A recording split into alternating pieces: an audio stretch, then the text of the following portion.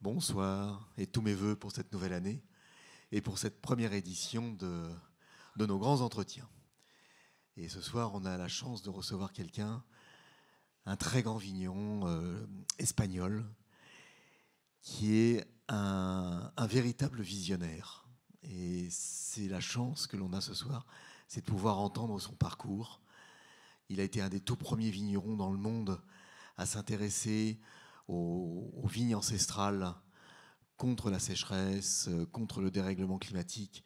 Il a énormément milité contre le réchauffement climatique, vous allez voir.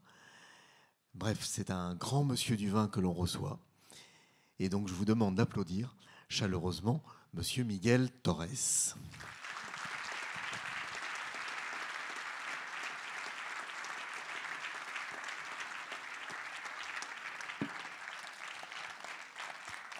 Merci Jérôme.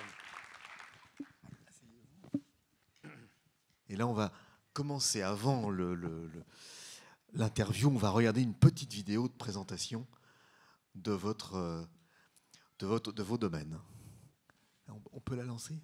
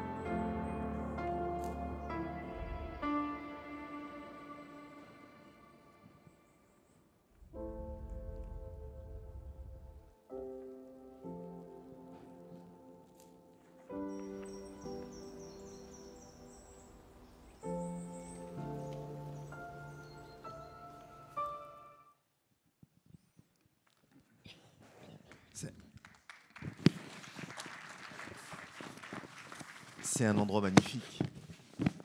On est où en Catalogne, là ? Comment est née et quand est née la maison Torres ? Bon, la maison Torres, je crois qu'on était des viticulteurs depuis plusieurs siècles, 17e siècle à peu près. Mais comme maison de vin, c'était parti en 1870. C'est mon arrière-grand-père qui rentrait de Cuba. Il avait gagné de l'argent et il savait qu'on pouvait faire... Il y avait une demande de vin à Cuba. Et là, avec son frère, ils ont commencé la maison pour faire du vin en vrac. À l'époque, c'était tout exporté en vrac. Ah oui. Oui. C'est mon père que, plus tard, beaucoup plus tard, il a commencé à faire la mise en bouteille. Et il y a une anecdote que je vais vous expliquer.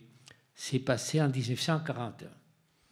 Après la guerre civile espagnole, mon père était allé voir le marché du Cuba pour recommencer, le Mexique. 1940. 140. 1900 ou 1800 1940. 1940. Mon père. Et il arrive à New York. Et il voit des importateurs pour vendre son vin en vrac. Et alors les Américains lui ont dit, monsieur, nous le vrac, ça ne nous intéresse pas. Nous, on veut des vins en bouteille. Surtout, on veut des vins qui puissent remplacer le vin de France. La France était occupée par les Allemands alors, à cette époque-là. Donc il nous faut des vins genre français, quoi. Des vins français, mais faits en Espagne. Et mon frère a fait un vin qui s'appelait Spanish Chablis, Spanish Sauternes. Il n'y a personne de l'INAOP, j'espère, à la salle. Non, ils ne sont pas là. Ils sont sourds et muets ce soir. Oui, à l'époque, les respects des appellations n'existaient pas. Et c'est comme ça qu'il avait commencé les marchés américains. Ah, c'est un extraordinaire tournant. Ouais. Et comment, et après la guerre, donc vous continuez à faire, la maison Torres produit des vins, mais toujours en Catalogne. Vous êtes toujours situé en Catalogne. À l'époque, oui. Et vous, quand est-ce que vous rentrez dans l'entreprise familiale? À partir de quel moment vous débutez votre carrière en- à la Maison Torres avec votre père? Bon, c'est-à-dire, moi j'étais parti pour. J'étais étudiant à Barcelone, à l'université de chimie. J'aimais beaucoup la chimie. Et à la deuxième année, mon père me dit, écoute, je pense que c'est mieux que tu ailles en France étudier, Bordeaux ou Dijon, parce que c'est ça qui nous intéresse, que tu apprennes à faire le vin, enfin, avec la technique moderne. Et pensez-vous, Jérôme, un jeune étudiant à cette époque-là, qu'on lui dise aller en France, loin de la famille, n'est-ce pas, tout ça. Ah, c'est le paradis. C'est toi, c'était le paradis. J'étais ravi, oui, je suis parti tout de suite. Et vous êtes resté combien de temps à Dijon? À Dijon, c'était presque 2 ans. C'est comme ça que vous apprenez le français. Ouais. Et après, j'avais fait une année sabbatique en 82 à Montpellier. Ça, on va revenir après dessus. Ouais. C'est beaucoup plus tard. Qu'est-ce que vous apprenez à Dijon? Est-ce que le monde du vin que vous découvrez à Dijon est le même que le vin que vous connaissiez en Espagne? Est-ce que c'est... Non, c'était différent. Et surtout, j'ai eu la chance d'avoir un professeur d'énologie, enfin d'autres matières, M. Jacques Bergeret, qui était formidable. Vraiment, à tous les élèves des cours, il nous a inspiré l'amour du vin. C'est grâce à lui qu'un jour, je me suis dit, ben, vraiment, j'aime ça, j'aime le vin, oui. Ah, c'est grâce à lui. Ouais. Et comment était la viticulture en Espagne? Parce que là, vous voyez en Bourgogne, vous voyez les Clos Vougeot, les grands crus de Bourgogne, une certaine viticulture de qualité. Mais quel visage avait la viticulture en Espagne au moment où vous revenez dans l'entreprise? C'est en 1962, je crois. Je crois que c'était bien différent. À l'époque, en 62, mais il existait déjà Vega Sicilia, bien sûr. Ouais. Il y avait le vin de Jerez, qui avait déjà un renommé depuis nombre d'années. Et puis, il y avait la région de Rioja, qui était un peu connue, parce qu'à un moment donné, à cause du phylloxéra dans les Bordelais, plusieurs maisons s'étaient installées à Rioja. D'accord. C'est tout ce qu'il y avait. Et en Catalogne, il y avait les vins mousseux, qu'à l'époque, on appelait le champagne. Ouais. Mais qui n'avait peut-être pas la même qualité que le champagne. C'est méchant, oui. Hein. Non, mais il était peut-être meilleur. Je sais pas. On n'a jamais fait de champagne. De comparaison. Non, non. Et comment ça se passe, la cohabitation avec votre papa? Parce que quand vous revenez de Dijon, vous devez avoir des idées nouvelles, des idées plein la tête. Comment ça se passe? Ça se passe bien dans le sens que du côté technique, il m'a laissé faire. Quand j'ai voulu, par exemple, je me souviens, planter du Cabernet Sauvignon. Oui. Pourquoi? Parce que je savais que si on voulait améliorer de façon rapide la qualité de nos vins rouges, c'était la seule façon, parce que le cépage rouge que nous avions à l'époque en Catalogne, bien sûr, il y avait la Garnacha, il y avait la Carignana, mais les viticulteurs, à l'époque, ils étaient très influencés par le phénomène du cava. Eh oui. Et ils faisaient des rendements trop hauts pour nous, avec des maturités insuffisantes et beaucoup d'acidité. Donc c'était difficile. Et là, j'ai voulu planter des Cabernet Sauvignon chez nous, dans nos terres, pour vraiment faire un saut qualitatif important. Et ça s'est très bien passé parce qu'on avait planté ça dans les années 60 et les millésimes 70, quelques années après, avaient été présentés à Paris dans un concours de vin du monde qui faisait Gomilo. Oui. Et par notre importateur à Paris, mais à la maison Jarousse. Et dans une dégustation à l'aveugle par un jury des Français, notre vin Maslaplana, Cabernet Sauvignon, avait été choisi devant des Châteaux Latour. Ah. Et ce fut un scandale. Non seulement vous faites des champagnes meilleurs que les champagnes, vous faites des Cabernet Sauvignon meilleurs que Château Latour. Ils n'ont plus jamais refait la commune. Hein, plus jamais. Et qu'est-ce qui... et ça, votre père, donc vous laissez techniquement faire toute la partie technique, mais ça ne vous empêche pas de prendre une année sabbatique. Oui. En 75, c'est ça? C'est-à-dire que par la suite, je me suis aussi intéressé à des questions de marketing, commercial, etc. Et là, alors, il n'était pas content. Il voulait garder ça pour lui. Et c'est vrai, il y a eu des tensions, il y a eu des discussions et tout ça. Et à un moment donné, je lui ai dit, écoute, si tu es d'accord, je veux partir en année sabbatique à Montpellier. Il était d'accord, et voilà, je suis parti comme ça. Et Montpellier, ça m'offrait l'avantage que le week-end, je pouvais rentrer à Barcelone le vendredi soir pour rester en famille, quoi. Et c'est ça, oui, ça Et c'était c'était formidable. Arriver le vendredi soir, les enfants qui couraient pour m'embrasser, ma femme aussi, c'était extraordinaire. Ah ben ça, j'imagine. Et à Montpellier, vous allez faire une rencontre qui va être déterminante pour vous, et d'ailleurs, dans toute votre vision sur le vin et la vigne, Ouais. vous allez faire cette rencontre, vous allez avoir un professeur, Ouais, c'est vrai. Denis Boubals. Ouais. Qu'est-ce qui vous apporte? Denis Boubals, c'était vraiment extraordinaire. Et moi, à Montpellier, j'avais déjà 40 ans. Les élèves de l'école, ils avaient 25, 24, 23, ils étaient tous plus jeunes que moi. Et c'est pour ça que je pouvais me permettre d'inviter mes professeurs des fois pour dîner, quoi. On allait dîner ensemble. Et un jour, avec Boubals, on dînait ensemble, et il me pose la question, pourquoi tu n'essayes pas de récupérer les cépages catalans qui existaient en Catalogne avant les phylloxéra? C'est vrai, il y avait plus d'une centaine de cépages. Et après les phylloxéra, après il y en avait une douzaine, quoi. Donc, que s'est-il passé avec ces cépages? Je trouvais l'idée passionnante et on s'est mis au travail. Et alors, il y a quelque chose que vous allez faire, enfin moi je trouve absolument incroyable, pour retrouver ces cépages catalans qui ont été perdus ou disparus. Vous allez passer des petites annonces dans les journaux locaux pour demander aux gens, enfin pour leur demander s'ils n'ont pas des vieilles vignes, c'est ça? Ouais. C'est-à-dire exactement, ils ne savent pas, le paysan ne savait pas ce que c'était. Alors la question qu'on posait, on lui disait, si vous avez un arbre de vignoble, une souche, que vous ne savez pas ce que c'est, qui n'est pas comme les autres, voilà. Prévenez-nous. Et bon, en général, quand on y allait, c'était, je sais pas moi, un tempranillo qui était mélangé avec d'autres souches. Mais des fois, il y avait des choses intéressantes. Et c'est là qu'on commençait un processus de récupération. Voilà, et là, vous allez découvrir, je crois, une soixantaine de cépages. Exactement. Et vous allez en garder 7 ou 8. 9, voilà, 7-8, qui sont des cépages ancestraux catalans. Ouais. Et vous allez créer une pépinière, c'est ça? Comment vous allez... Oui, on a mis 30 ans à faire ça. Ça n'a pas coûté très cher en argent, mais ça coûtait très cher en temps. En temps, voilà. Parce qu'il fallait, si vous voulez, quand on trouvait une vieille souche comme ça, elles étaient tous en général pyrotiques. Donc il fallait enlever les virus, un processus in vitro dans le laboratoire qui durait déjà plusieurs années. Ensuite, il fallait planter dans une pépinière. Et par la suite, déjà, quand les souches avaient déjà grandi un peu et on était sûr qu'il n'y avait plus ces virus, alors là, on pouvait aller planter 1 hectare, 2 hectares déjà. Donc, partir, non? Mais c'était lent. C'est un travail titanesque et de grande patience. Et aujourd'hui, ces cépages-là que vous avez produisent vos vins, enfin, en partie. Et quelle qualité ils ont face à un phénomène qu'aujourd'hui le vignoble est confronté, c'est le réchauffement climatique. Comment il se comporte? Est-ce qu'il se comporte mieux que les cépages modernes? Comment ça se passe?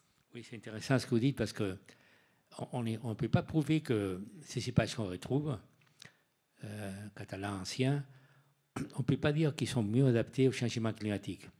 Mais il y a une théorie que j'aime beaucoup, c'est qu'au Moyen-Âge, en 1300, 1400, il y avait déjà eu une période très chaude dans l'agriculture. Effectivement. Et à ce moment-là, les paysans, à cette époque-là, enfin du moins en Catalogne, dans la vigne, il y avait toujours un mélange de plusieurs cépages. Ce n'était pas un seul cépage, monocépage, c'était plusieurs cépages. Et ils avaient repéré que certains cépages dans la vigne mettaient plus longtemps à mûrir. Et alors, ils coupaient des bois pour planter après la récolte, n'est-ce pas, l'année de suite. Tout à fait, oui. Et comme ça, petit à petit, ils ont choisi des cépages qui venaient plus tardifs, qui avaient cette propriété. Et nous les avons récupérés, certains, comme par exemple un vin que nous allons déguster tout à l'heure, le Forcada, qui a une grande acidité. Et cette grande acidité le permet d'atteindre la maturation, n'est-ce pas? Tout à fait, oui. Et ça fait un vin intéressant qui n'est pas comme un chardonnay ou une paellada et d'autres cépages du monde. Et là, c'est un cépage blanc ou c'est un cépage blanc? Blanc, oui. Mais il y en a aussi des rouges qui sont très intéressants. Et pourtant, vous êtes un amateur de Cabernet Sauvignon. Ah oui, c'est vrai. Et pourquoi est-ce que c'était aussi une manière aussi d'empêcher la disparition d'un patrimoine ampélographique, cette manière de récupérer tous ces vieux cépages? Est-ce que c'était une manière de sauvegarder, oui, le patrimoine catalan? Jérôme, qu'est-ce que vous voulez que je vous dise? C'était amusant, quoi, de faire toutes ces histoires et d'attendre beaucoup d'années, n'est-ce pas, pour finalement arriver à faire quelque chose. C'était quand même passionnant. Et je n'ai pas de photos ici, mais nous avons aussi encore aujourd'hui une cuverie avec des petites cuves qui ont une centaine de litres inox. Et c'est là qu'ils ont fait tous ces essais, tu vois, au fur et à mesure des années, pour arriver vraiment à trouver quelque chose d'intéressant. Donc c'était passionnant, c'est toujours intéressant de continuer à le faire. Alors, au-delà, là, ça c'est la partie expérimentale pour les cépages anciens que vous avez récupérés. Mais vous êtes vraiment un passionné, enfin, vous êtes obsédé par le changement climatique. Vous m'aviez dit en préparant l'entretien que vous avez dû lire une centaine d'ouvrages sur le changement climatique, sur l'impact du changement climatique sur la nature. Ouais. Est-ce que c'est le plus grand défi aujourd'hui auquel est confronté le monde du vin, et même l'homme en général, face à ce changement? Si, c'est vrai, tu as raison. Je crois que tous, non seulement la viticulture, mais tous, on a un défi vraiment incroyable avec les changements climatiques. C'est très dangereux pour tous. On commence à voir les conséquences maintenant, n'est-ce pas? Oui. Mais c'est très difficile parce que tous les jours, le monde consomme une centaine de millions de barils de pétrole. Une centaine de millions de barils. C'est la folie. Cette consommation de pétrole qui est partout, que nous employons partout. Ça risque non seulement d'affecter la viticulture, mais ça risque d'avoir des conséquences très graves sur la planète. Sur la planète, oui. Et d'ailleurs, vous militez, on en parlait tout à l'heure, dans les pays nordiques qui demandent à avoir des vins dans des containers en plastique. Vous êtes contre le plastique et vous militez justement vous leur faites des propositions alternatives pour ne pas utiliser le plastique, c'est ça? Exactement. Je ne comprends pas comment les monopoles de la Scandinavie, qui ont été créés à l'époque pour protéger la santé des gens. Tout à fait. Et aujourd'hui, ils acceptent le plastique. Le plastique, ce n'est pas bon pour la santé, on le sait. Oui. Il faut éviter les produits alimentaires qui sont en contact avec le plastique.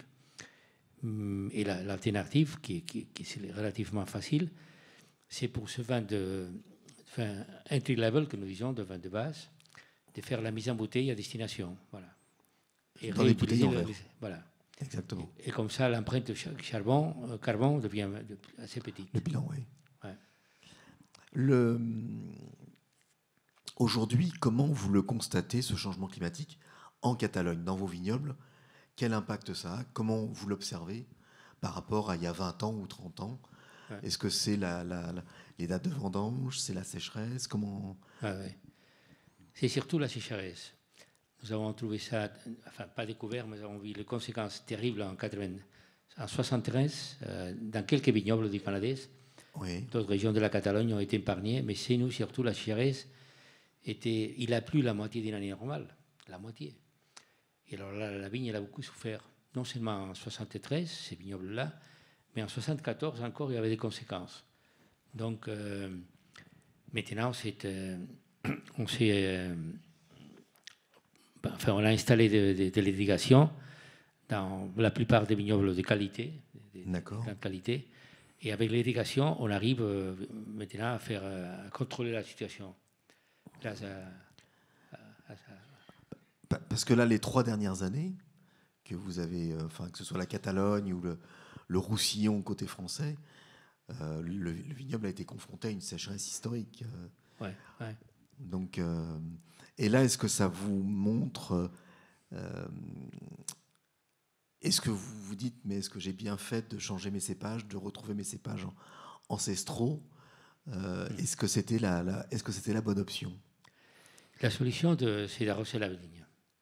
Si on peut arroser la vigne, on va subsister. On va pouvoir continuer au moins quelques décennies. Hein. C'est ça. C'est On verra bien à la fin du l'irrigation est siècle. la seule solution. Exactement. À la fin du siècle, je ne sais pas ce que ça va donner. Mais c'est pour ça aussi que, de notre côté, on est parti au Chili, il y a déjà longtemps. Alors c'est ça, vous vous installez au Chili Oui, en 79. Vous êtes la 79. première entreprise étrangère exactement. à vous installer au Chili. Et le Chili a de bien meilleures conditions pour la vigne, même avec l'échauffement climatique. Oui. Mais il y a le Pacifique qui est un océan froid, donc Exactement.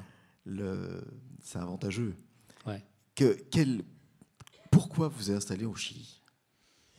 Quelle idée vous vient à l'esprit pour aller vous installer au Chili? Parce que ce n'était pas courant à l'époque. Non, bah écoutez, c'était mon père, le responsable principal, parce qu'il avait fait la guerre civile en Espagne. D'accord. Pendant 3 ans, il était à Barcelone et tout ça. Et à un moment donné, il était dans un champ de concentration à la fin de la guerre, parce qu'il était avec la République. Et à la fin de la guerre, il était enfermé dans on dit un champ Un camp. Un camp de concentration. Et il était relativement tranquille, mais tous les soirs, il y avait un guardia civil qui venait lire la liste des gens qui avaient été fusillés le lendemain. Figurez-vous, ça pendant plusieurs semaines. Heureusement, il a pu sortir de là grâce à un cousin qui lui a fait une aval, qui lui, il était militaire avec Franco. Mais il avait un très mauvais souvenir de cette époque-là, non? Et il a dit, maintenant Franco est mort, j'espère qu'on aura la démocratie, mais les cas échéants, je ne voudrais pas passer encore ce qui m'est arrivé pendant la guerre civile espagnole.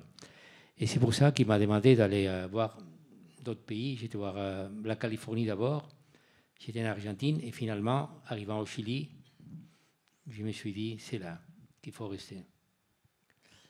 Ben, le climat c'est un endroit, c'est un paradis pour le... C'est un paradis, tu l'as dit, Joan. C'est un vrai paradis pour la viticulture. Ah, c'est un endroit magnifique. Ouais. Enfin, le long de la cordillère. Et vous êtes installé où alors J'avais un grand ami du Chili qui est mort malheureusement avec le Covid, Alejandro Parot. C'était mon plus grand ami depuis... On s'était connus à Dijon, tiens. Ah oui. On s'était rencontrés à Dijon.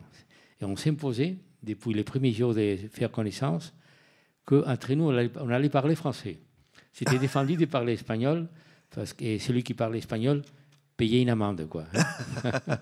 Donc on se parlait en français. Et même au Chili? Au Chili, non. Au Chili, c'était terminé. Oui, oui. C'est grâce à lui, finalement, que je suis arrivé au Chili.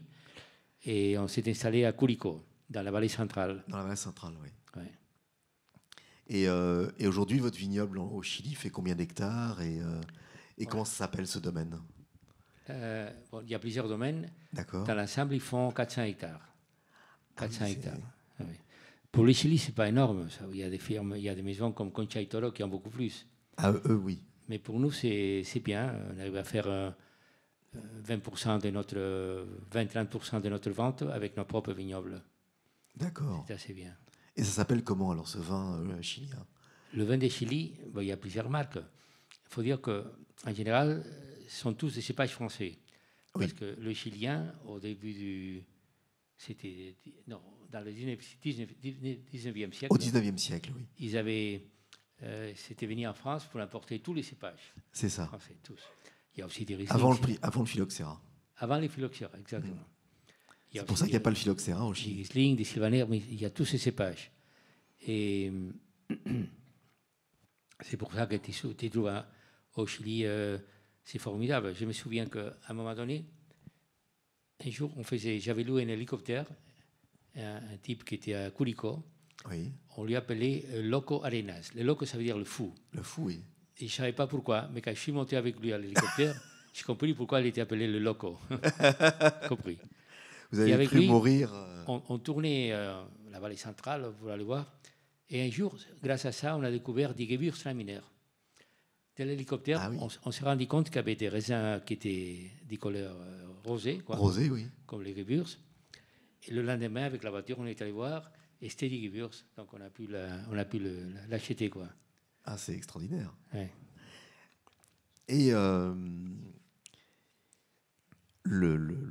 dans votre aventure, parce que vous êtes précurseur dans pas mal de choses, vous allez faire quelque chose de...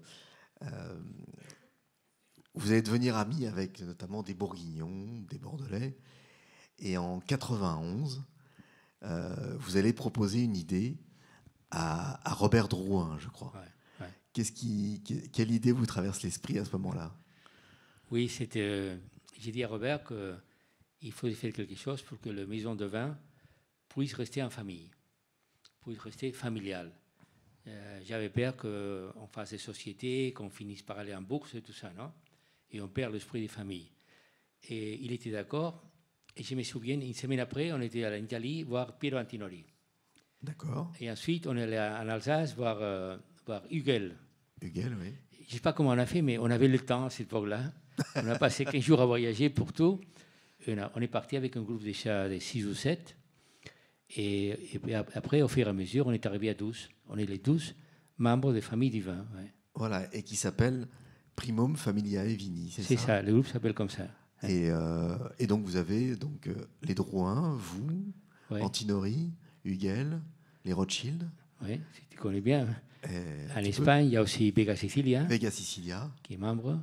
En Italie, il y a Antinori. Antinori, ouais. Angelo Gaia était rentré, mais ensuite il est parti. Ouais.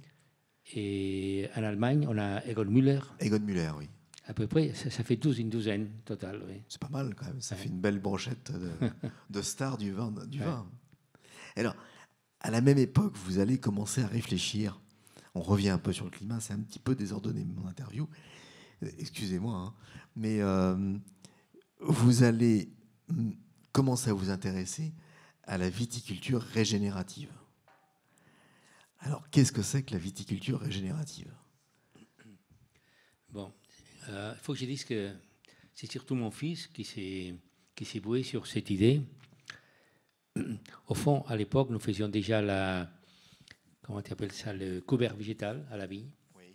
Donc on laissait des herbes tout au long de l'année, n'est pas labourer les sols, oui. N'est-ce pas? Et lui, alors, il est allé plus loin. Il a voulu donner au sol beaucoup plus d'importance par rapport aux souches, n'est-ce pas? Tout à fait. Et surtout, éviter d'élaborer les sols. Alors, ce qu'on fait, c'est que le couvert végétal, on le laisse. Maximum, on va couper. Oui. À l'époque des chaleurs, au mois de mai, juin, on coupe. On dit, c'est bien coupé. Oui. Et même on fait comment on dit ça, une petite ligne sur le terrain, n'est-ce pas? Oui. Pour que l'eau puisse rentrer. Un griffage, on griffe. On griffe. Griffer juste superficiel. Comme un griffe, d'accord. L'idée, c'est que les sols puissent rester intacts pour garder la biote. Oui. Et aussi pour aider à capturer le carbone. À capturer le carbone. Capture du carbone, n'est-ce pas? Le CO2. Et ça fait une espèce d'économie circulaire, parce qu'en plus, on incorpore ensuite le compost, le matériel de la taille, etc. C'est ça l'idée de la régénérative, si tu veux. Et ça va... Là, vous voyez des évolutions dans vos vignes. À partir de ce moment-là, vous voyez que cet apport, les composts, les déchets végétaux de la taille, redonnent de la vie dans les sols et à la vigne. Oui, surtout, ils font des analyses et on arrive à prouver que tous les ans, je crois qu'il y a une augmentation du carbone dans les sols d'une tonne par hectare. Donc c'est assez, hein? Une tonne de carbone par hectare tous les ans qui restent. Et le carbone, c'est si tu veux, un thermomètre, non? Ah, tout à fait. C'est que les sols deviennent plus riches, deviennent plus. Et c'est vrai que c'est un système, une manière de bloquer le carbone dans les sols, effectivement. Ouais. Et alors, j'ai lu que vous, la Maison Torres, vous réinvestissez environ 11% de vos bénéfices dans la recherche sur l'environnement, sur la biologie, en recherche et développement à la vigne et dans le vin, c'est ça? Avec les panneaux solaires, avec Oui. vous faites un gros travail environnemental Oui. depuis très longtemps. Mais c'est un investissement qui revient, quoi. Parce que, par Tout à exemple, le panneau photovoltaïque, on a déjà, bon, là, je crois que 60% de l'électricité qu'on consomme dans la cuverie est faite par nos panneaux. Donc ensuite, on a une économie à l'achat de l'électricité, quoi. Donc c'est un investissement, si tu veux. Bien sûr, oui, Ouais, tout à fait. qui Oui. revient. Et alors, il y a un autre. Vous êtes très moteur. Vous avez également créé l'International Wineries Climate Association avec Jackson Family Wines. Ouais. Comment est née cette aventure? Bon, c'est que j'avais une cousine, non, comment tu as dit que ça s'appelait? Une nièce. Une nièce. Oui. Une nièce qui faisait un stage chez Jackson, parce que ma sœur, elle demeure en Californie. Elle a un domaine en Californie de 40 hectares à Sonoma. Et alors, en connaissant Jackson, elle a eu l'idée de nous présenter. Et on s'est rencontrés une fois. Et tout de suite, on a vu qu'on avait, je sais pas, des opinions très similaires. Et on a décidé de créer ce groupe, des International Wineries for Climate Action, des maisons de vin du monde qui vraiment ont ce souci de réduire ces émissions, de faire de son mieux pour essayer d'améliorer un peu les circonstances. Non, les bilans carbone et les... Exactement, tout ça. Et voilà, on est partis comme ça les deux il y a 5-6 ans. Et maintenant, on est 150 wineries dans le monde qui sont déjà membres du groupe. Donc ça se passe assez bien. C'est pas mal. Ouais. Et aujourd'hui, est-ce que vous croyez qu'on a déjà des solutions pertinentes pour lutter contre le réchauffement climatique? Ou est-ce qu'on en est encore à chercher? Jérôme, arrêtez-moi le pétrole, s'il vous plaît. C'est la solution. Hein. Oui, c'est la plus radicale, Non, c'est sûr. mais par exemple, il y a des choses que tout le monde peut faire. Des voitures électriques, c'est formidable. Moi, je l'ai depuis... c'est la 3e que j'ai. C'est fantastique. Le soir, à la maison, vous la pluguez? Je plogne. Voilà. Et les panneaux solaires... Exactement. J'ai des panneaux solaires. Et puis, qu'est-ce qu'on fait de plus? Il faut prendre l'avion le minimum. Exactement. La voiture aussi. Je suis venu à Bordeaux par les trains, par exemple. Hein? Ah, depuis la Catalogne? Depuis la Catalogne, oui. C'est agréable, tu peux lire, etc. Non? Oui, parce que vous êtes un grand lecteur. Hein. Ah, oui. Donc, voilà, il y a beaucoup de choses qu'on peut faire, que tout le monde peut contribuer à... Ah oui, et la viande. La vache.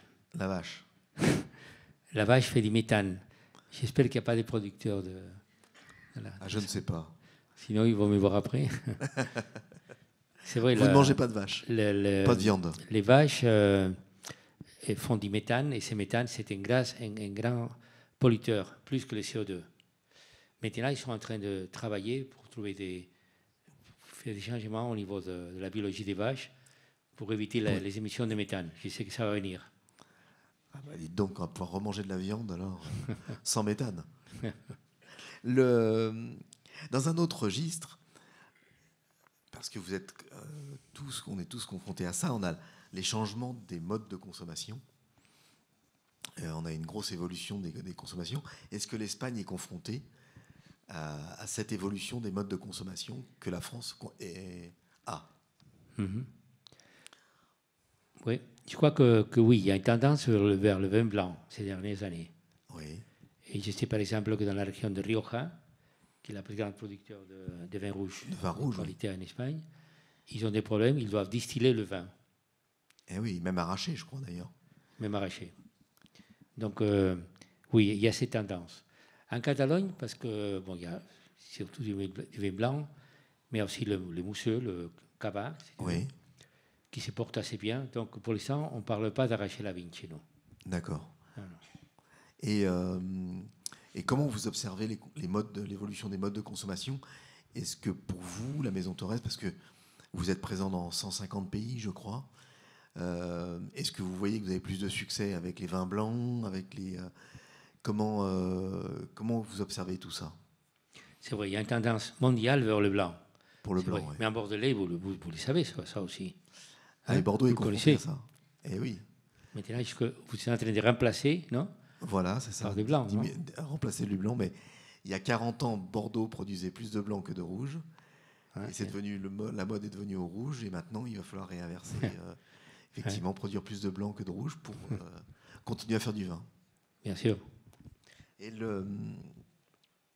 alors en France, on a une loi qui s'appelle la loi Evin, qui est assez restrictive, et vous avez eu la chance, en Espagne, d'avoir un roi qui vous a largement soutenu.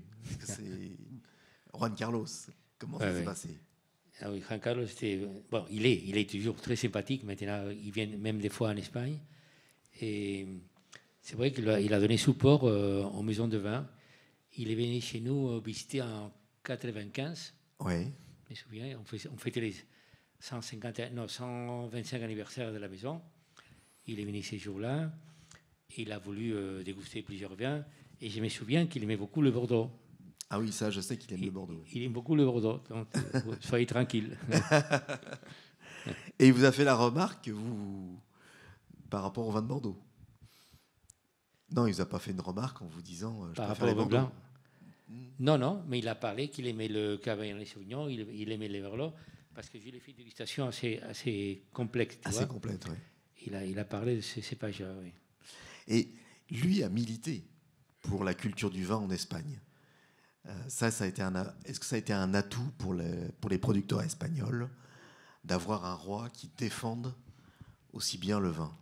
Oui, c'est intéressant. Oui, je crois que tout le monde était content. Mais tu n'as pas à te plaindre. En France, vous avez M. Macron, non? Oui. Qui parle très positif du vin. Alors. C'est vrai qu'il en parle pas mal. Il est plutôt positif. Mais c'est le premier. On n'avait pas de président avant. Et Charles de Gaulle, non? Charles de Gaulle parlait du vin. Mais après, ça s'est un petit peu atténué quand même. On avait Sarkozy qui ne buvait pas de vin. Oui. C'est dangereux, ça. Hein? Donc, oui, voilà. Un président qui ne boit pas de vin, c'est pas un président français, peut-être. Et est-ce que, justement, le fait d'avoir un roi qui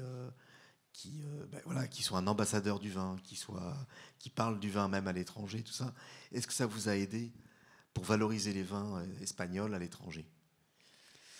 Oui, je crois que oui. Mais surtout, je crois que ça fait possible d'éviter cette loi terrible que vous avez en France, qui est la loi Evin. La loi Evin, oui.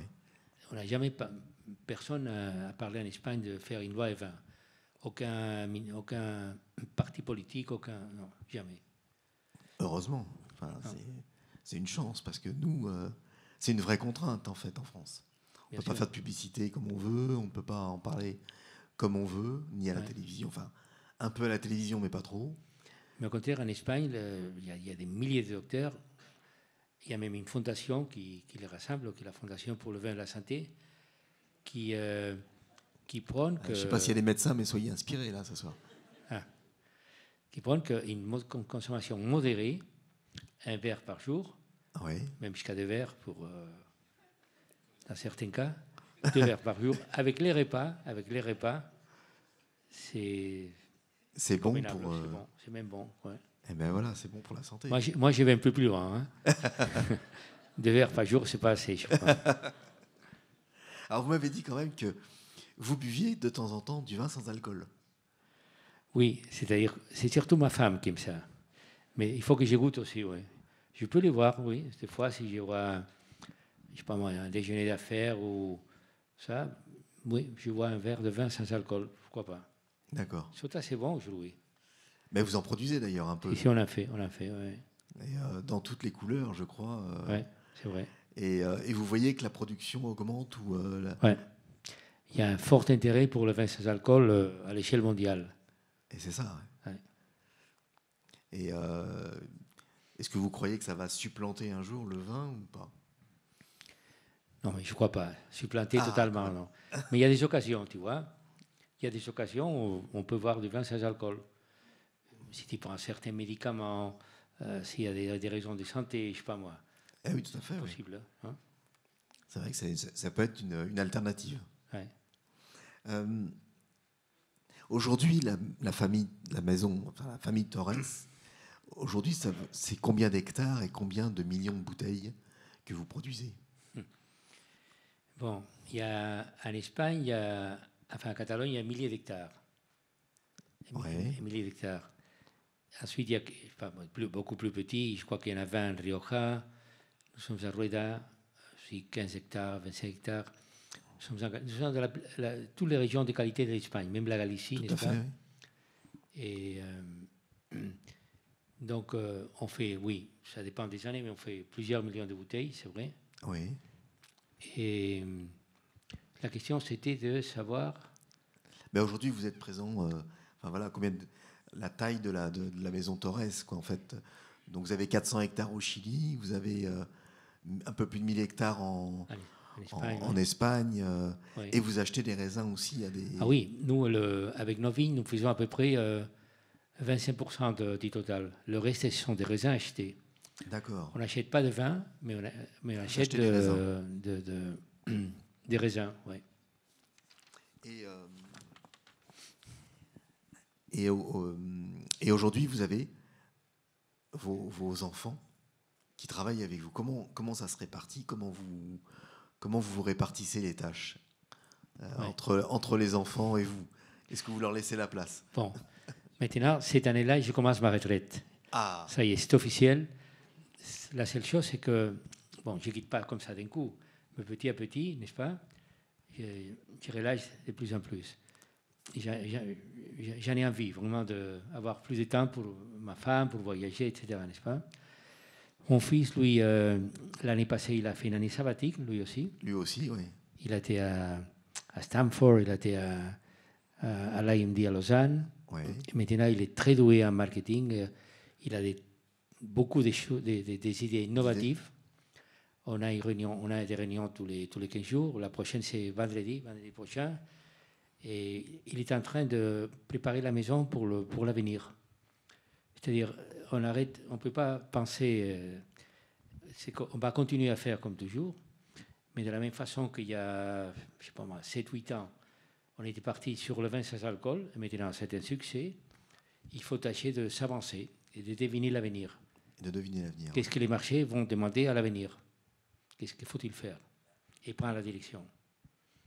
Bon, ça et c'est un visionnaire comme vous? Plus, je crois qu'il est plus visionnaire. Ah. Oui. Et parmi, il y a votre fils et il y a vos filles. Oui, et la fille alors, Mireia, elle a fait, elle est ingénieure chimie à Barcelone, et puis elle a fait une année d'études à Montpellier ensuite. Comme vous?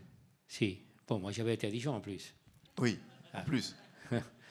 Mais si, elle est très calée dans tout ce qui est l'énologie, la viticulture. C'est vrai, on déguste encore toutes les semaines. Et c'est elle qui supervise les vignobles? Si, maintenant c'est elle. Je dis, cette année, je veux plus aller... Avant, on faisait une dégustation tous les mardis matin, à 3-4 heures. Maintenant, je vais aller seulement une fois par mois pour le grand vin, pas pour le vin de base, quoi. Hein. D'accord. Pour le vin de gamme.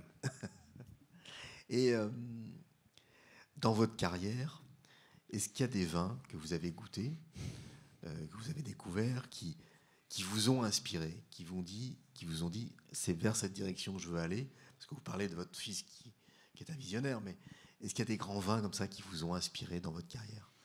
Oui, bien sûr. Moi, je dois à mon éducation et surtout l'amour pour le vin, je le dois à la France, tu vois.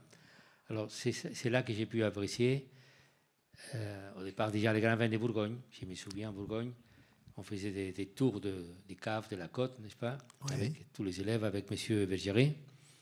Et quand on dégustait ce vin, tu vois, tout d'un coup, tu te rendais compte que vraiment, le vin, c'était la passion de ta vie. C'était, qu'il fallait aller dans cette direction, qu'il y avait des vins extraordinaires. On n'a pas été chez Clos Vougeot, ce n'était pas pour les étudiants. Ni la Romanée Conti. D'autres domaines. Hein. Mais oui, j'ai goûté des grands vins. Mes amis de Vega Sicilia, par exemple, qui font des grands vins en Espagne. Bien sûr, la maison Drouhin. Eh oui. hein, tout Avec le vin. Robert. Et puis, chez les familles du vin, tu vois, on a une très bonne habitude, c'est qu'on échange des caisses de vin. Ça, c'est Tous pas les mal. années Ça. à Noël, on s'envoie des caisses. Donc, ma cave est toujours très bien garnie, tu vois. Ah ben, j'imagine. Et Et il y a une région que vous affectionnez particulièrement dans les vins parce que vous m'avez dit que vous aimez bien le Cabernet Sauvignon, donc j'imagine que Bordeaux, vous affectionnez particulièrement les Bordeaux, ou est-ce qu'il y a d'autres régions comme ça que vous aimez particulièrement? région vinicole de la France ou d'ailleurs. Ou d'ailleurs, de partout. Bon, moi j'adore le Chili, hein, j'ai dit avant. Eh oui, C'est que le Chili, c'est toi qui l'as dit, c'est le paradis de la viticulture. eh oui. J'y ai travaillé. Alors. Et c'est Bouvals qui l'avait dit aussi. Ah, mais c'est un Bouvals, il avait dit deux choses du Chili. Il avait dit, c'est les paradis de la viticulture et les femmes chiliennes, c'est les plus belles du monde. Il disait ça aux élèves toujours. Alors pour la petite histoire, parce que tout le monde ne connaît pas Denis Boubals, mais ça a été un des plus grands agronomes du XXe siècle. Ouais. Et un très très grand professeur. Il y avait Émile Pénaud en oenologie à Bordeaux, et ben c'était le pendant en agronomie à Montpellier avec Gallet, l'ampélographe, le grand ampélographe. Voilà, c'était pour resituer un tout petit peu. Et ce soir, donc pour terminer ce grand entretien, vous allez nous faire goûter un vin. C'est ça. Pour le public et après. Qu'est-ce que c'est comme vin? Qu'est-ce que vous avez prévu? Ça s'appelle le Clos Ancestral. Qu'est-ce que c'est? Bon, puisqu'on a parlé de la récupération des cépages voilà. catalans, on a cru que c'était intéressant de faire déguster ces cépages catalans qui s'appellent Forcada, qui étaient disparus et qu'on a pu récupérer. Et ils nous portent un message de notre époque, n'est-ce pas? Il y a un goût qui est différent. On ne peut pas les comparer à des garnachas blancas ou des parelladas, des charelos, ce qu'on a dans la région. Et à mon avis, ça vaut la peine, c'est intéressant. Et, enfin, vous allez déguster, non? On va remonter le temps, en fait, quelque part. Exactement. C'est un vin qui va nous faire voyager dans le temps, dans des goûts différents. Ben, je vous remercie infiniment, Miguel. C'était un grand honneur de vous avoir. La soirée n'est pas finie parce que là, le public va pouvoir poser des questions. Ah, très bien. Donc maintenant, on va passer aux questions du public. Alors, je ne sais pas s'il y en a, mais merci à vous pour votre écoute. Est-ce qu'on peut rallumer les lumières? Et donc, il va y avoir vous allez avoir un micro qui va circuler. Ah oui, merci. Alors oui, les gens qui nous suivent sur Zoom peuvent également poser des questions. Je vais les avoir là sur l'écran et je vais pouvoir les lire en public. Donc on va avoir un micro carré qui est en mousse. Et donc les questions, qui a des questions à poser? Allez-y, n'hésitez pas. Jérôme, ça c'est la famille Torres. Hein? Ah ben voilà. T'es pas percé. Voilà. Hein? Tu le connais tous? Non, alors faut les expliquer là parce que. Bon, là c'est ma femme qui est allemande. D'accord. De l'autre côté c'est ma sœur. Oui. Celle qui est en Californie. Derrière ma sœur, il y a ma fille aînée, Anna, elle est partie dans la médecine. On n'a pas pu la retenir. Ah mince. Elle est partie du mauvais côté, en fait. Ouais. Et elle est une grande spécialiste en chirurgie plastique, esthétique. D'accord. Esthétique. Fait très bien. À côté d'elle, il y a la fille de Malimar. Ensuite, il y a Mireia. Et ensuite, il y a la fille de mon frère, Martha. Et le garçon derrière, ma femme, c'est Michael. C'est votre fils. Le fils. C'est lui qui est le visionnaire et qui a pris une année sabbatique comme vous. Exactement. Donc c'est lui qui détient les clés de l'avenir de la famille Miguel, de famille Torres. Avec sa sœur, bien sûr. Avec sa sœur. Ah, oui. Alors, est-ce qu'on a des questions? Je vois pas avec le... Oui. Oui. Je sais pas si oui. Ça y est. Bonsoir, messieurs. Bonsoir. Moi, je voulais vous poser une question. Vous aviez dit que vous produisez environ 25% du raisin dont vous avez besoin. Je voulais savoir, du coup, pour les raisins que vous achetez, est-ce que vous faites attention, comme vous le faites dans vos parcelles, à l'entretien du sol, aux produits qui sont mis dans le sol, etc. Comment vous arrivez à gérer ça alors que ce ne sont pas vos parcelles? Oui, bien sûr, les parcelles, les vignobles des gens qui en achètent, ils sont contrôlés. On les surveille. D'ailleurs, tout le monde reçoit des instructions très précises vis-à-vis des produits qu'on peut employer, parce que nos vignobles sont tous écologiques, on dit. Non, comment on dit en France? Bio, non? Bio, oui. C'est bio. Donc, ils ne peuvent employer que les cuivres, les sulfates de cuivre ou le soufre. Donc, c'était limité.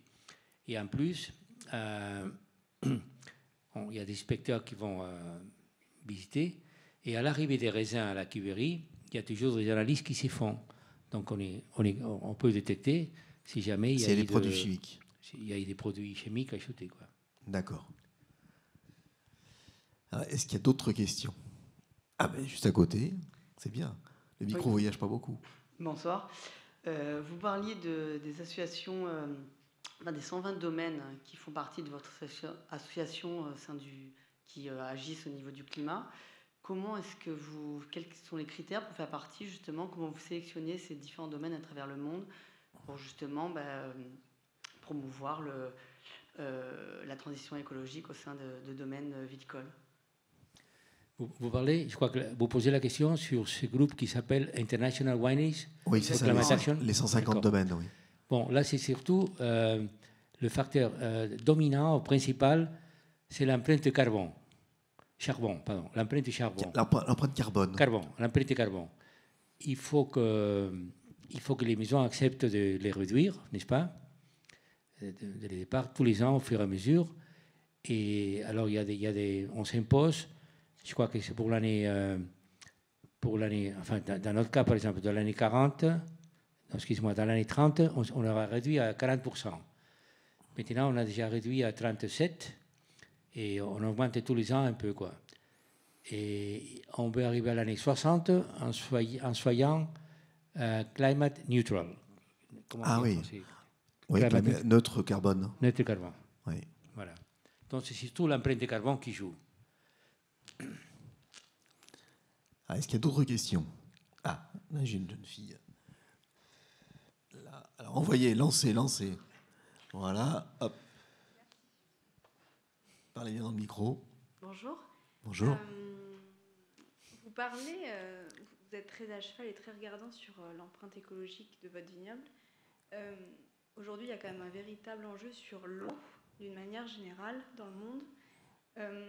Vous irriguez énormément en Espagne. Est-ce que vous avez mené des recherches pour diminuer cet impact et cette consommation d'eau dans votre vignoble?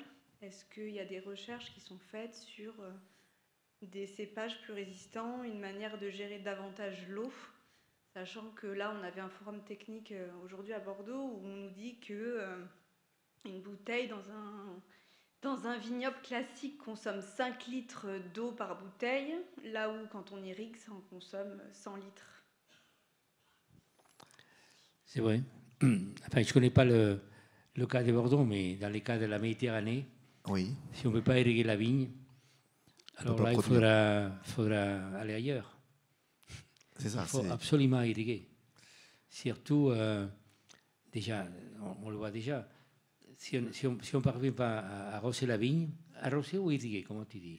Irriguer. Si on ne parvient pas à irriguer, la maturation de la vigne s'accélère.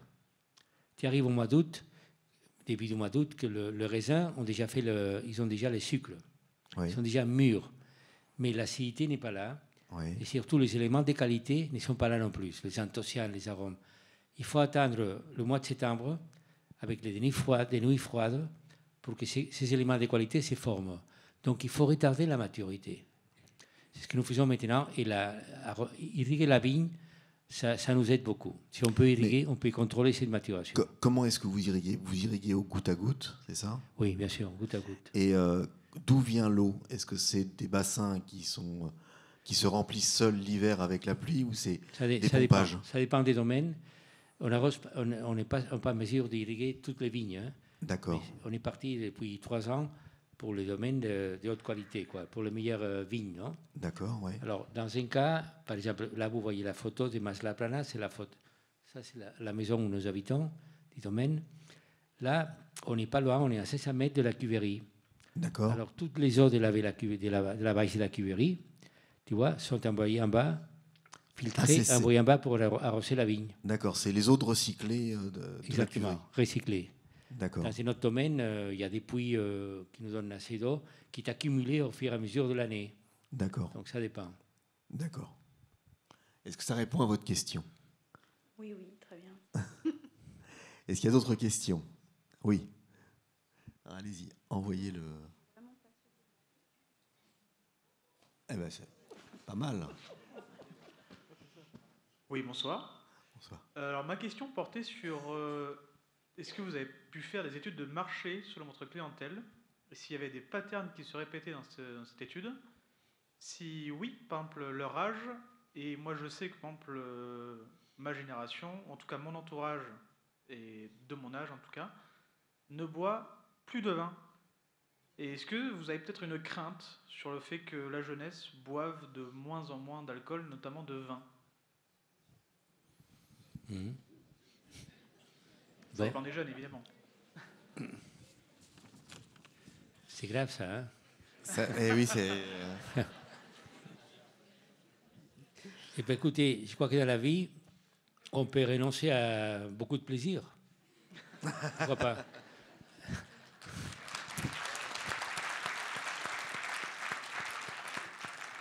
Tout à l'heure, je vais vous parler d'autres plaisirs auxquels vous pouvez renoncer, hein? Pas en public. Mais le vin, mon vieux, renoncer à un verre de vin avec le repas qui améliore, qui améliore l'ensemble, n'est-ce pas? Qui font que la table soit plus joyeuse et tout. Et c'est ça. Oui. Enfin, je respecte, hein, s'il y a des jeunes qui disent non, non, moi je ne bois pas d'alcool, je ne bois même pas de vin. Faut-il le faire alors, hein? Il faut respecter, non? Alors, est-ce que vous avez des études de marché, justement, qui montrent ça ou pas? Parce que la question, c'était ça. Est-ce que vous avez fait des études marketing sur votre clientèle? Est-ce que vous voyez quel est l'âge moyen de vos consommateurs? Je n'ai pas de données exactes. Je sais que le jeune en Espagne boit énormément de bière. Ah oui, ça c'est... On est un grand consommateur de bière. Oui. Et puis les jeunes, quand ils vont dans les discos, non? Tout ça, Oui. ils voient des alcools. Des alcools forts, des spiritueux. Exactement, avec des Coca-Cola, n'est-ce pas? C'est ça. Et le vin, en général, quoi, ça commence, heureusement, au moment où ils invitent dîner une demoiselle. C'est ça. Alors là, ils ont compris que dans un restaurant, s'ils demandent la carte de vin et une bouteille de vin, ça... Le potentiel de séduction est nettement meilleur. Exactement.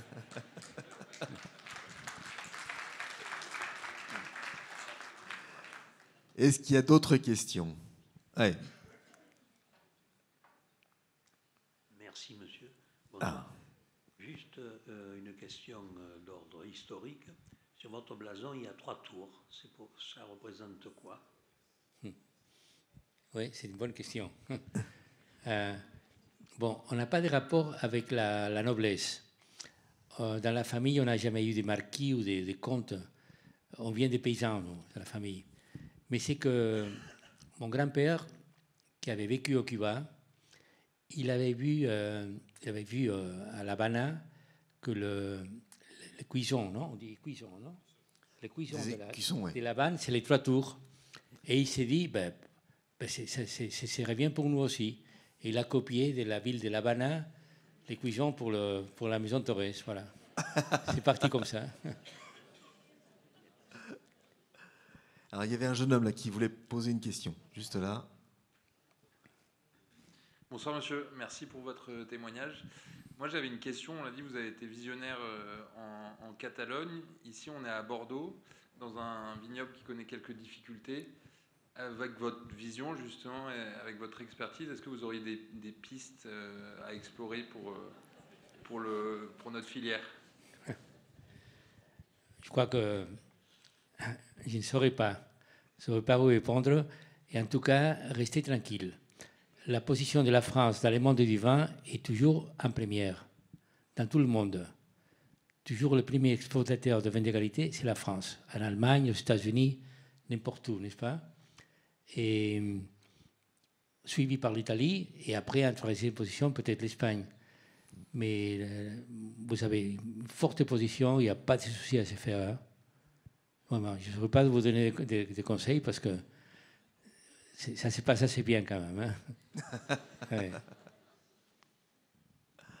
Alors, est-ce qu'il y a d'autres questions? Oui, au-dessus. Ah, madame. Oui, bonsoir monsieur. Vous avez été, enfin la marque Familia Torres a été marque la plus désirable au monde plusieurs fois de suite, 2 fois je crois. Quel est le secret marketing de Familia Torres? Oui, Most Admired Winery of the World. Oui. C'est une revue anglaise qui nous a donné ça 6-7 fois déjà. Oui. J'ai parlé avec, parce que c'est secret, les gens qui font ça, c'est une centaine de personnes qui tous les ans vont voter pour cette élection, n'est-ce pas? J'ai pu parler à un ou deux de ces gens qui étaient des amis par hasard, et ils m'ont dit qu'ils respectent beaucoup la politique des Torres pour les changements climatiques. Le fait de réduire l'empreinte carbone, le fait d'avoir créé ce groupe International Wineries for Climate Action, parce que je crois que la plupart des consommateurs aujourd'hui sont conscients que ça ne peut pas continuer comme ça. Il faut changer. Il faut changer, autrement, comme je disais avant, la planète va avoir de très sérieux problèmes si nous les avons déjà à présent.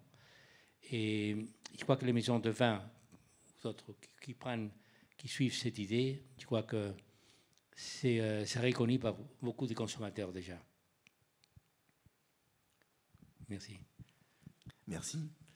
Alors, il y avait quelqu'un derrière vous. Hop. Oh. Voilà. Bonsoir, merci pour votre présence. C'était un peu en lien avec la question précédente. C'était pour vous demander, on entend aussi beaucoup parler de la complexité des appellations d'origine. Je crois aussi que beaucoup de marques se développent. Est-ce que vous pensez que les marques vont prendre le dessus définitivement un jour sur les appellations? Et qu'est-ce qui peut faire différencier aux consommateurs, si on parle que d'une marque comme Torres par exemple ou d'autres, l'origine et la typicité d'un vin? Est-ce que la marque Torres est plus forte? On sait que Mas de la Plana par exemple, mais comment voyez-vous les choses entre les marques et les appellations ou les noms de châteaux? Je crois que ça dépend. Hein. Ça dépend. En France, vous avez historiquement, les appellations d'origine ont toujours été très importantes et très connues, n'est-ce pas, depuis le Moyen-Âge. Au Penedès, lorsque mon père a commencé à faire la mise en bouteille de vin, il n'y avait pas d'appellation. Il n'y avait pas d'appellation. C'est ça, aucune. Oui. C'est la marque qui dominait. Alors lui, il a fait la marque. Maintenant, bien sûr, il y a des appellations en Catalogne. Et nous sommes dans plusieurs appellations. Mais je pense que les consommateurs, dans notre cas, n'est-ce pas, font confiance à la marque Torres. Par contre, il y a en Espagne des régions, la Rioja, par exemple, qui a une appellation assez forte, n'est-ce pas? Oui. Et alors là, c'est peut-être un cas différent, n'est-ce pas? Ça dépend. Il y a une question qui nous est posée sur Zoom.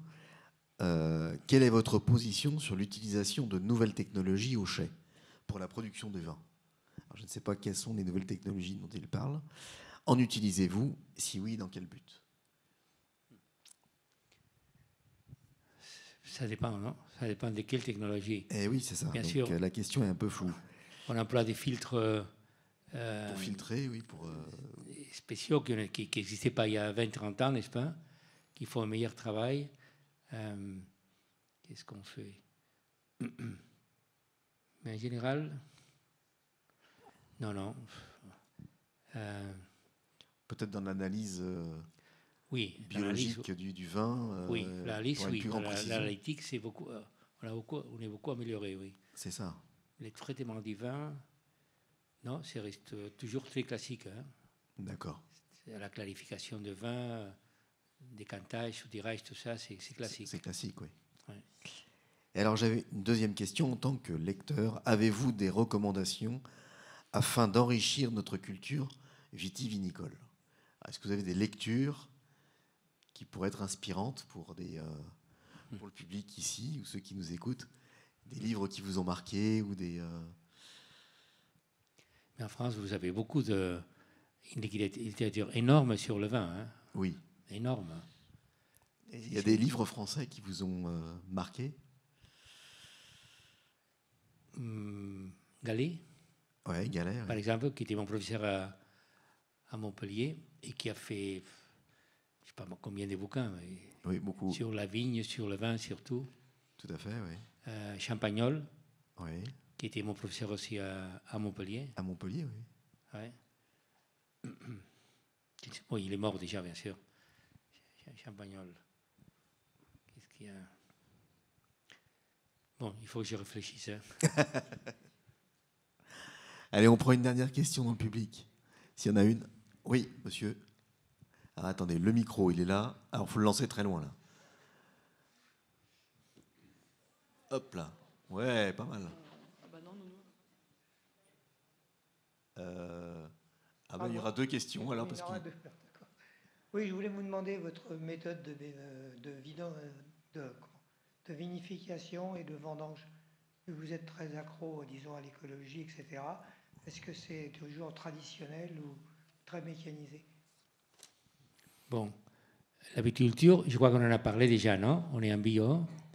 Pour ceux qui la récoltent, il y a certaines exceptions où on peut vendanger à la main. Mais sinon, en général, c'est la machine. Les machines, aujourd'hui, font un très bon travail, des machines françaises en général. Et il n'y a aucun problème à les employer et ça permet d'accélérer, donc de laisser mûrir les raisins à perfection et puis ensuite... De les ramasser vite, oui. Aller si vite, très vite. Hein. Ouais. Et comment? C'est pas avec le cheval. Ah, c'est pas avec le cheval, non. Non. Le cheval, c'est pour la photo, hein, bien sûr. Alors, il y avait une autre question à côté de vous, un monsieur. Don Miguel, avec le recul aujourd'hui, sur quelle décision professionnelle vous souhaiteriez revenir et à l'inverse, celle dont vous êtes le plus fier? Profession que j'aimerais. Qu'est-ce que vous auriez aimé, enfin, qu'est-ce que vous regrettez d'avoir fait, par exemple, comme décision que vous avez prise? Au niveau professionnel. Et au niveau professionnel, oui, oui.